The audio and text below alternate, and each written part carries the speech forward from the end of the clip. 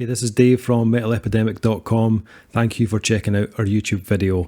Please feel free to hit the subscribe button below if you like this type of content, and we hope you enjoy the review.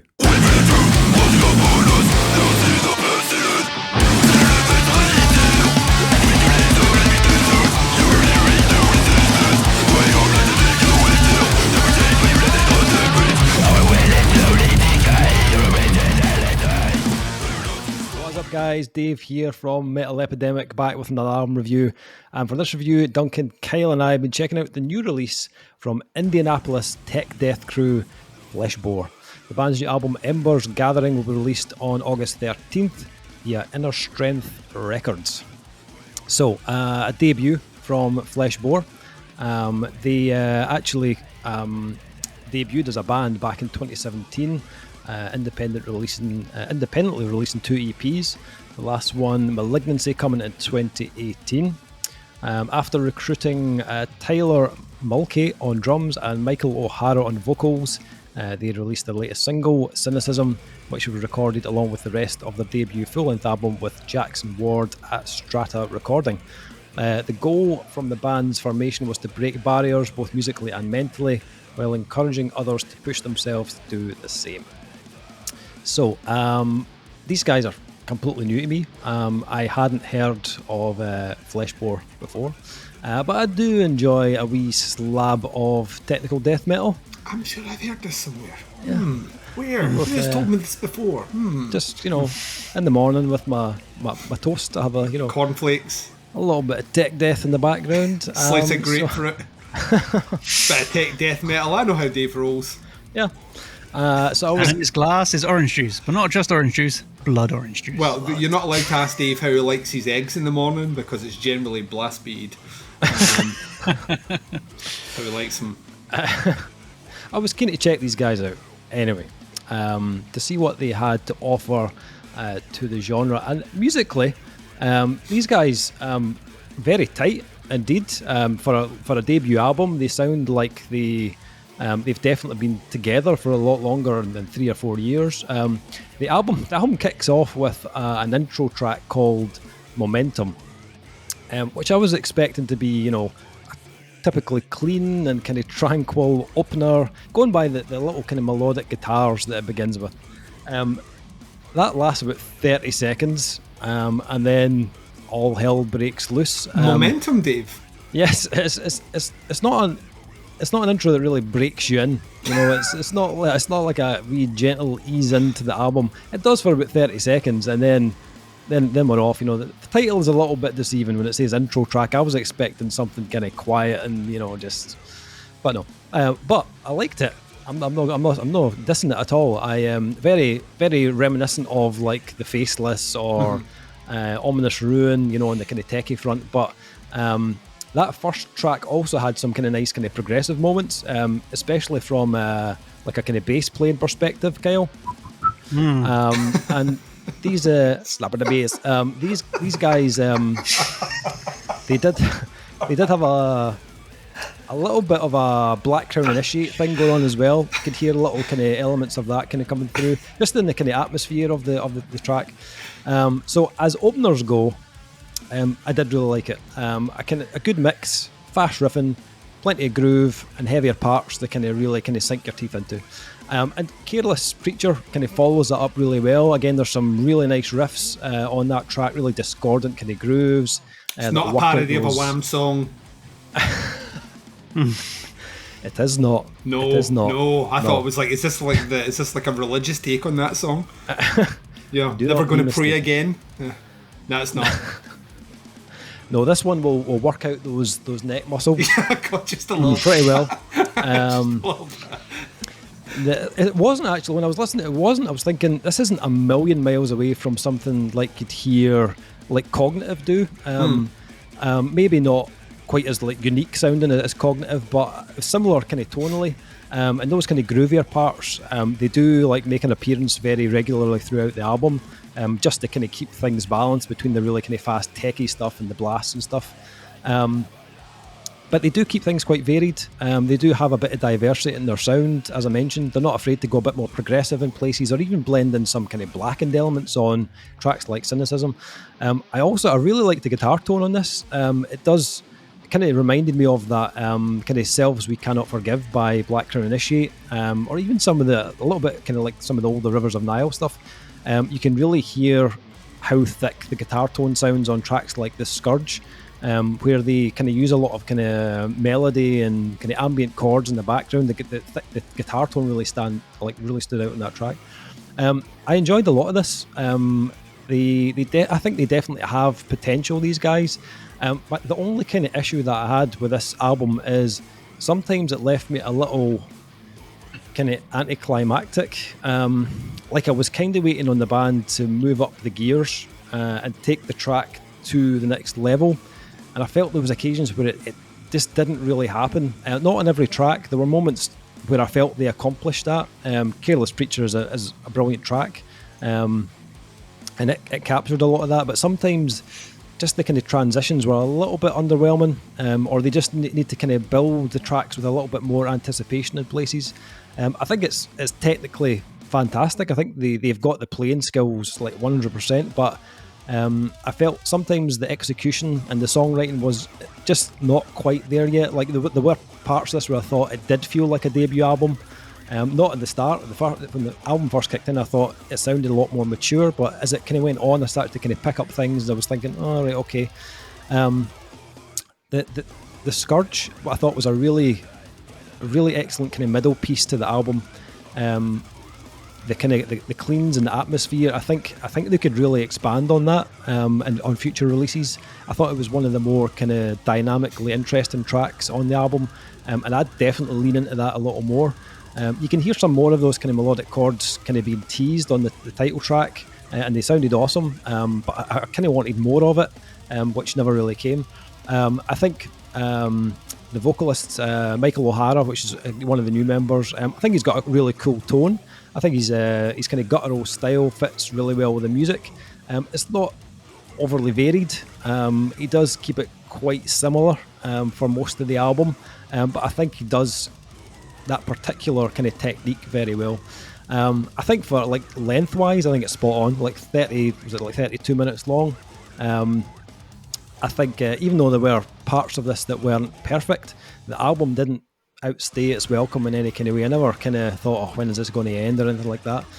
Production I thought was decent. It's not overly polished. It still had a little bit of kind of character to it. I liked that you could hear the kind of ping of the snare drum every now and again. You know, so there was a couple of tracks when it finished and the snare really hit, and you could hear it kind of really like reverberate right at the very end. I quite liked that.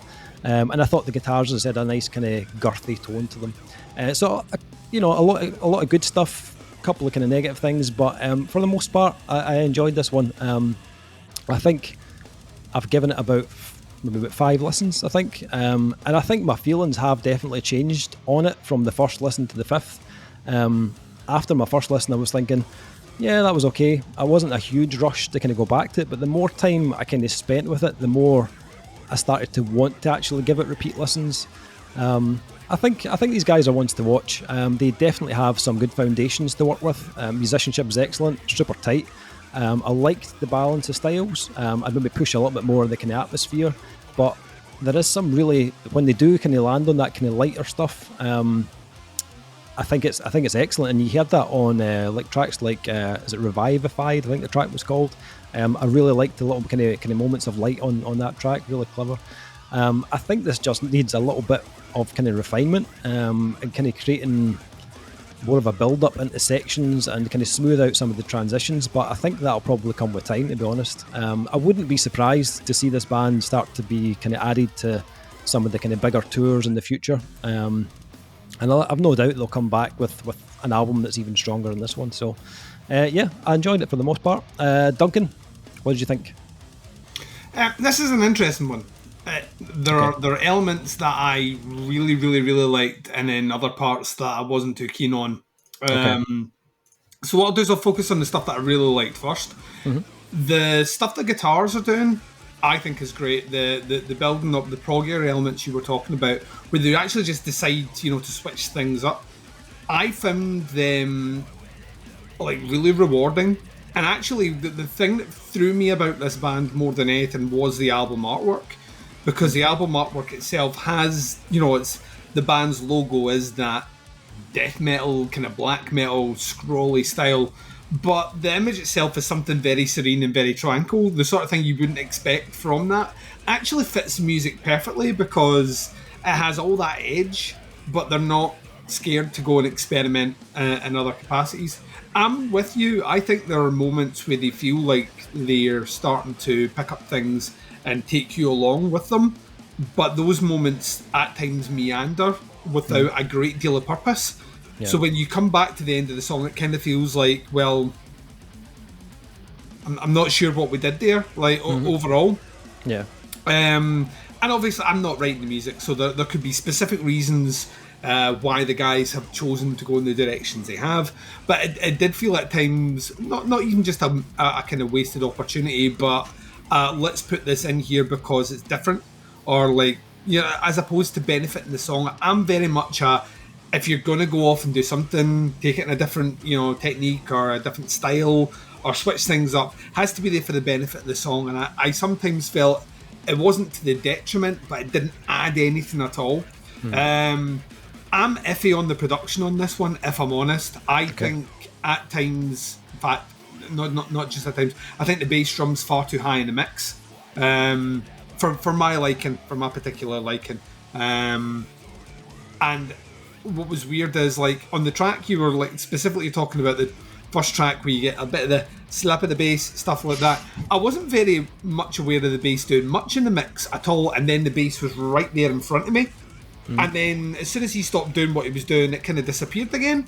So that to me stands out as a, like, I really like, he's clearly a talented bassist, so why can't I hear him all the way through it?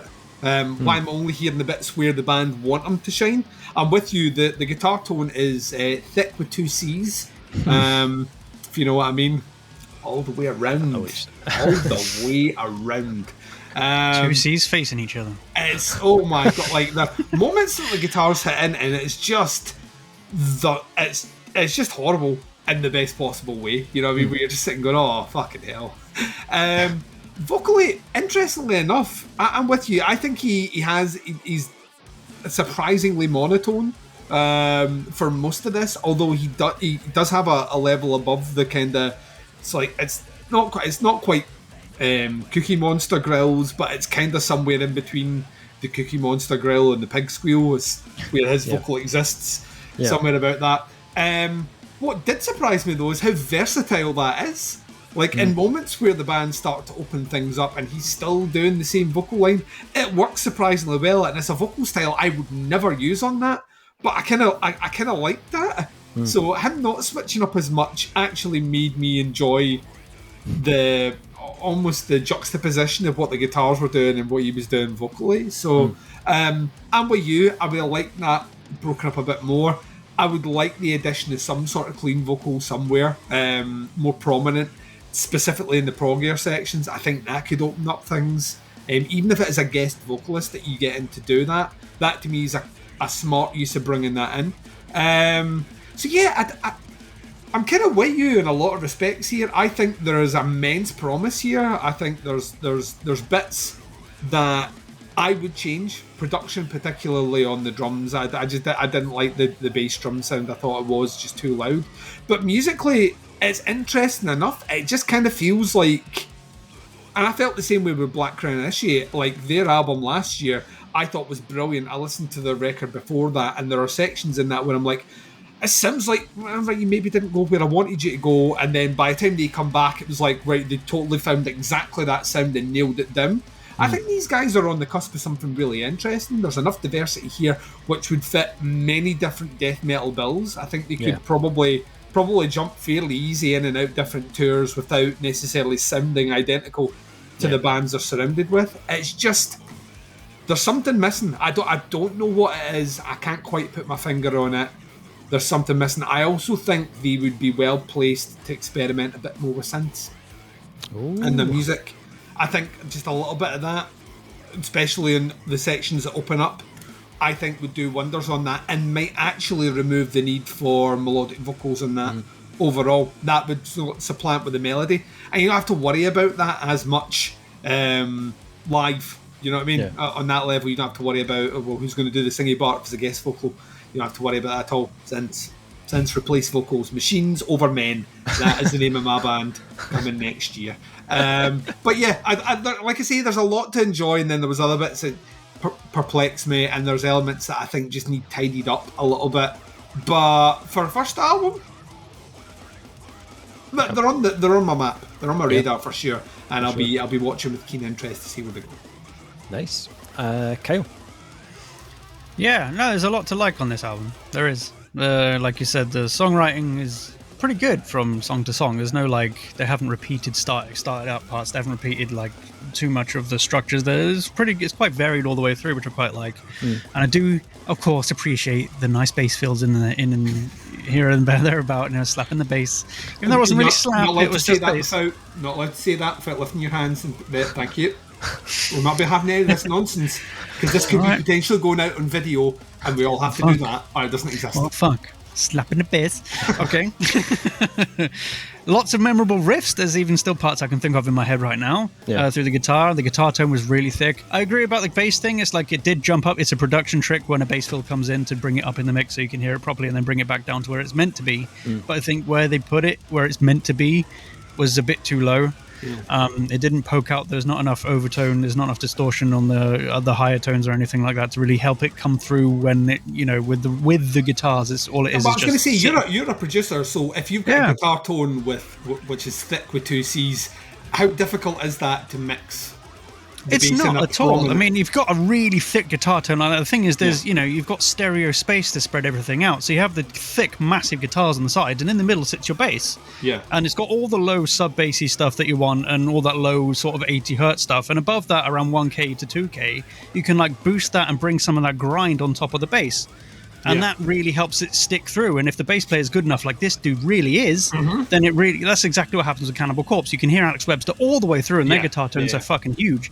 And all the best bands do that. So it's maybe the mixing guy didn't want to do it. Maybe the band didn't want to do that. Just say, no, he does some good fills, so let's bring him up there. But generally, he's following the guitar, so maybe not. But still, you can mix that higher, it's not high end, it's higher end, it's low mid end grind into the guitar sound to really thicken everything up. And it helps a lot. And I think that would have helped a lot with this as well. So it's not a hard thing to do. It just takes a little bit of thinking, okay, where can I make this bass sit in between the guitars and with the vocal in the middle as well?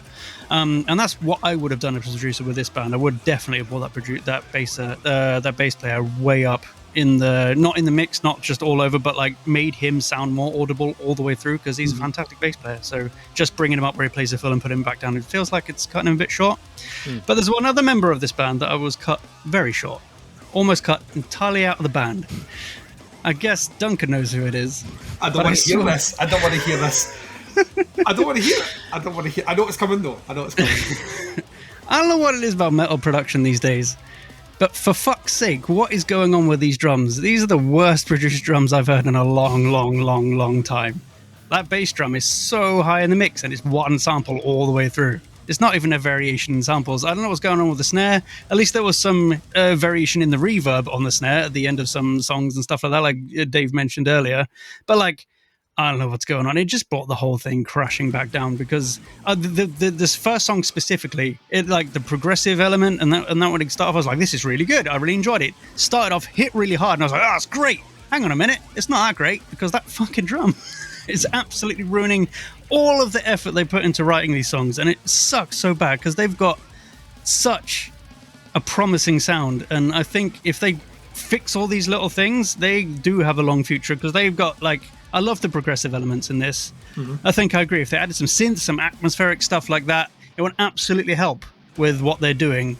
But I think they need to drop the lazy production. I don't know if it's because it's a debut album, but if they had a mixing engineer and a producer involved, then they need to try fucking harder, because it just let the whole band down. It really did. Like you said, the drummer's name is Tyler, but its name is PC42 or whatever, because it's a goddamn computer, and it's ridiculous.